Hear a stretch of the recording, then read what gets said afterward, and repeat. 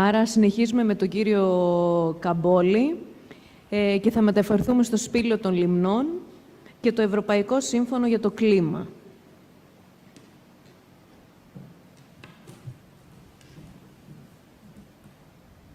Καλησπέρα σας. Συγχαρητήρια στην Οργανωτική Επιτροπή για την άψογη διοργάνωση. Δεν είναι αυτή, όχι είναι άλλη. Η παρουσίαση για το Σπήλαιο των Λιμνών γίνεται υπό την ιδιότητά μου ως επιστημονικός σύμβουλος του Σπηλαίου των Λιμνών και θα σας παρουσιάσω τη συμμετοχή του Σπηλαίου των Λιμνών στην ευρωπαϊκή δράση που καλείται Ευρωπαϊκό Σύμφωνο για το Κλίμα. Πρόκειται για μια δράση στην οποία το Σπήλαιο των Λιμνών συμμετέχει και ενημερώνει το ευρωπαϊκό κοινό για την κλιματική αλλαγή. Τους ενισχύουμε την περιβαλλοντική τους συνείδηση και τους προτρέπουμε να μεταβάλουν την καθημερινότητά τους, να μειώσουν το ανθρακικό τους αποτύπωμα και φυσικά να προστατεύσουν στο περιβάλλον. Οπότε με αυτή τη συμμετοχή μας συμμετέχουμε και συμβάλλουμε στην επίτευξη των στόχων βιώσιμης ανάπτυξης 13 και 15. Το Σπήλαιο των Λιμνών, για όσους το έχετε επισκεφθεί, είναι ένας εξέχοντας γεώτοπος του Παγκοσμίου Γεωπάρκου UNESCO Χελμού Βουραϊκού. Είναι ο γεώτοπος 11, εντοπίζεται σε αυτό το σημείο. Πρόκειται για ένα διαλυσιγενές σπήλαιο. Είναι ένα σπήλαιο το οποίο οφείλει τη δημιουργία του στη διαλυτική δράση που προκαλεί το νερό της βροχής στα ανθρακικά πετρώματα. Ως εκ τούτου, σχηματίζεται στους ανοκριτητικούς ασβεστόλιθους των ενωτήτων της Τρίπολης και της Πίνδου. Πρόκειται για ένα σπήλαιο με γενική διεύθυνση ανάπτυξης βόρειο-δυτική, περίπου 2 χιλιόμετρα το συνολικό του μήκος και η υψομετρική διαφορά από την είσοδο του σπηλαίου μέχρι το τέλος του σπηλαίου είναι 100 μέτρα. Εδώ βλέπετε μια τρισδιάστατη αποτύπωση με laser scanner του Σπηλαίου των Λιμνών. Η είσοδος, η φυσική του σπηλαίου βρίσκεται κάτω δεξιά, το τελικό σημείο είναι πάνω αριστερά. Αυτή η υψομετρική διαφορά μεταξύ εισόδου και τέλους του σπηλαίου των 100 μέτρων είναι η κινητήριος δύναμη, είναι ο παράγοντας που προκαλεί τον σχηματισμό των 13 λιμνών που εμπεριέχονται στο Σπήλαιο των Λιμνών και δημιουργούν ένα καλέσθητο εσωτερικό περιβάλλον. Η τουριστική διαδρομή του σπηλαίου είναι τα πρώτα 480 μέτρα, μέχρι το κόκκινο κυκλάκι. Το υπόλοιπο 1,5 περίπου χιλιόμετρο είναι αφημένο στις φυσικές του συνθήκες. Και φυσικά το Σπήλαιο των Λιμνών περιέχει μια ποικιλία από σπηλαοποθέματα. Βλέπετε ενδεικτικά ένα τμήμα αυτών των σπηλαοποθεμάτων και αυτό το χαρακτηριστικό να περιέχει σπηλαοποθέματα το Σπήλαιο των Λιμνών είναι το χαρακτηριστικό με το οποίο συμμετέχουμε σε αυτή την ευρωπαϊκή δράση. Γιατί τα σπηλαοποθέματα, οι γνωστοί μας σταλακτίτες και σταλαγμίτες, αποτελούν τα καλύτερα κλιματικά αρχεία για την κλιματική ιστορία της Γης. Τι σημαίνει αυτό? Καταγράφουν με μεγάλη ακρίβεια οτιδήποτε κλιματικό τεκτενόμενο, οποιαδήποτε κλιματική μεταβολή λαμβάνει χώρα στο επιφανειακό ανάγλυφο πάνω από το σπήλαιο. Και το δεύτερο χαρακτηριστικό είναι ότι μπορούν να χρονολογηθούν με πολύ μεγάλη ακρίβεια με τη μέθοδο ουρανίου θωρίου. Οπότε πάμε να δούμε λίγο πώς είναι αυτός ο μηχανισμός που μεταφέρει τελικά την πληροφορία από την ατμόσφαιρα εντός των σπηλαίων. Οι βροχοπτώσεις δημιουργούνται στην ατμόσφαιρα. Τη στιγμή δημιουργίας των σταγόνων της βροχής, σε ισοτοπικό επίπεδο εσωκλείει κάθε σταγόνα της βροχής την κλιματική κατάσταση της ατμόσφαιρας. Η βροχή αυτή λόγω βαρύτητας πέφτει, εισέρχεται στο έδαφος, περνάει, εισέρχεται στη μάζα του ασβεστολίθου, αλληλεπιδρά με τον ασβεστόλιθο, τον διαλύει και τελικά βγαίνει ως σταγονοροή, υπομορφή σταγόνα στο εσωτερικό περιβάλλον του σπηλαίου. Εκεί αυτό το ενδιαλύσει ανθρακικό ασβέστιο των σταγόνων, αλλάζει η χημική ισορροπία της σταγόνας και τελικά αποτίθεται με στερεά μορφή και προκαλεί την αύξηση τόσο του σταλακτίτη όσο και του σταλαγμίτη. Και τι κατορθώνουμε με αυτό?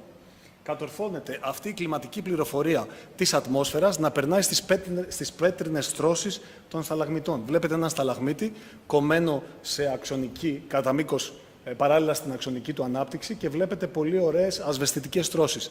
Κάθε μία από αυτές τις στρώσεις εσωκλεί μέσα της την κλιματική πληροφορία, την κατάσταση της ατμόσφαιρας, τη στιγμή που δημιουργήθηκε.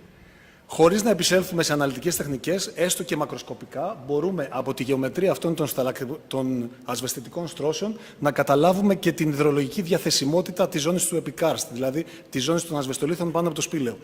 Όταν οι στρώσεις αυτές, η διαδοχικά επόμενη εσωκλείει την προηγούμενη, αυτό σημαίνει ότι έχουμε πολύ καλή διαθεσιμότητα σε νερό. Όταν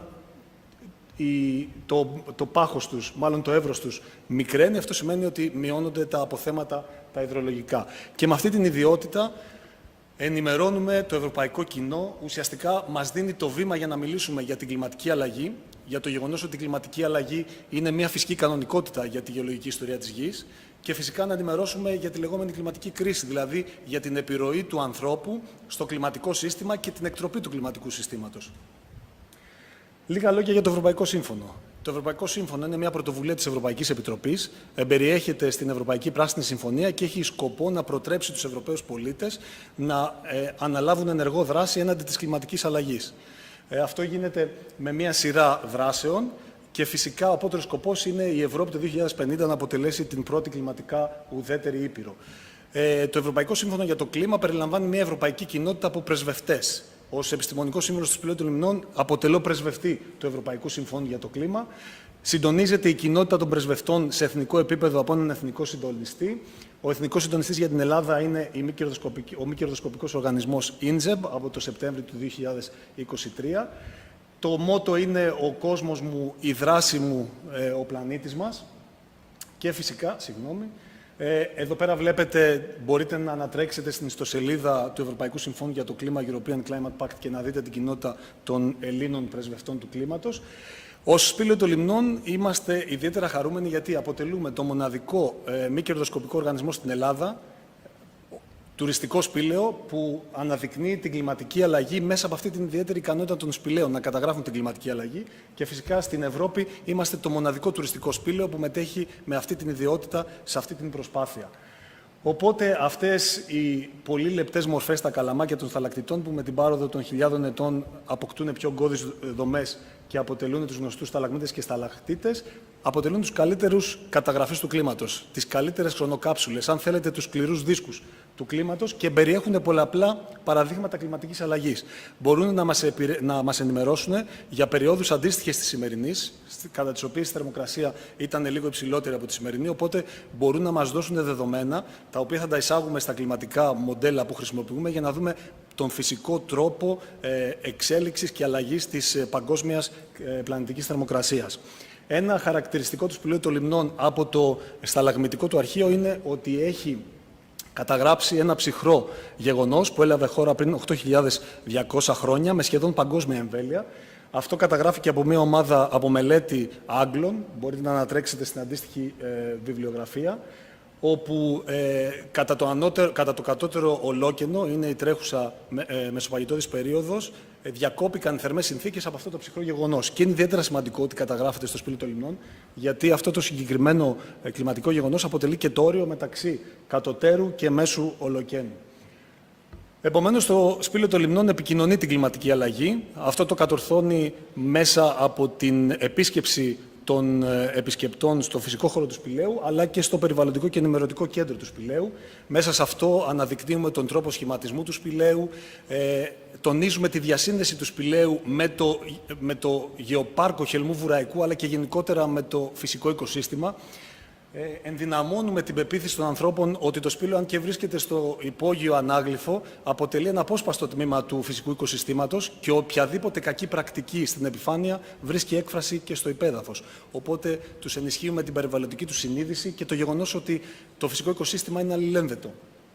Όμως, το Σπήλαιο των Λιμνών έχει και κατοίκηση από την 5η χιλιετία π.Χ.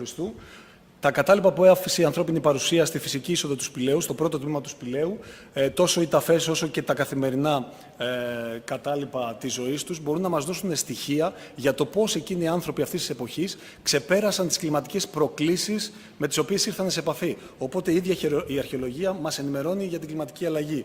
Και υποστηρίζουμε αυτή την κίνηση με αυτή την έκδοση της αρχαιολόγου της Άσας Ελευθεριάδου, έκδοση του Σπηλαίου των Λιμνών, που είναι η διασύνδεση της αρχαιολογίας με την κλιματική αλλαγή. Φυσικά, μετέχουμε σε αυτό το Ευρωπαϊκό Σύμφωνο για το Κλίμα με μια σειρά δράσεων.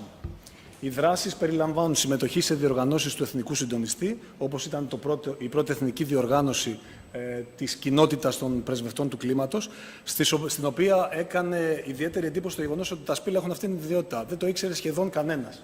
Και είναι ιδιαίτερα σημαντικό να αναδεικνύουμε την δυνατότητα του γεωλογικού συστήματος στο να παρέχει γνώσεις. Με αυτόν τον τρόπο ενισχύουμε και τον σεβασμό των ανθρώπων για προστασία, αλλά αναδεικνύουμε ταυτόχρονα και τον σημαντικό κοινωνικό ρόλο των γεωπάρκων. Με συνεντεύξεις στον τύπο και αρθρογραφία για τα σπήλαια και την κλιματική αλλαγή. Παραπέμπω μια συνέντευξη στο Αθηναϊκό Μακεδονικό Πρακτορείο, μια συνέντευξη την Παγκόσμια ημέρα περιβάλλοντος στο Row Mat Hub, στον ιστότοπο. Φυσικά η συνέντευξη στο ΑΠΜ έλαβε ιδιαίτερης απήχησης. Αναπαρήχθηκε από πάρα πολλά διαδικτυακά μέσα εκείνη την ημέρα, περίπου 25, οπότε επιτύχαμε και το σκοπό μας, να διανύμουμε, να διασπείρουμε αυτό το γεγονός, ότι τα σπήλαια μπορούν να μας δώσουν πολύτιμες κλιματικές πληροφορίες. Εδώ ενδεικτικά κάποια μέσα που αναπαρήγαγαν τη συγκεκριμένη συνέντευξη, όμως δεν μένουμε μόνο στην αρθρογραφία και στις συνεντεύξεις. Έχουμε και δράσεις, διαλέξεις σε σχολεία. Τα σχολεία έρχονται στο Σπήλαιο των Λιμνών, κάνουμε ξεναγήσεις, τους μιλάμε για την κλιματική αλλαγή, για το σπήλαιο. Το περιβαλλοντικό κέντρο περιλαμβάνει ένα μικρό αμφιθέατρο στο οποίο μπορούμε να μιλήσουμε και να κάνουμε διαλέξεις και δράσεις. Πραγματοποιούμε διαλέξεις σε πανεπιστημιακά ιδρύματα, σε κρατικές σχολές, σε σπηλαιολογικούς συλλόγους και φυσικά δεν περιοριζόμαστε μόνο εντός δωματίων.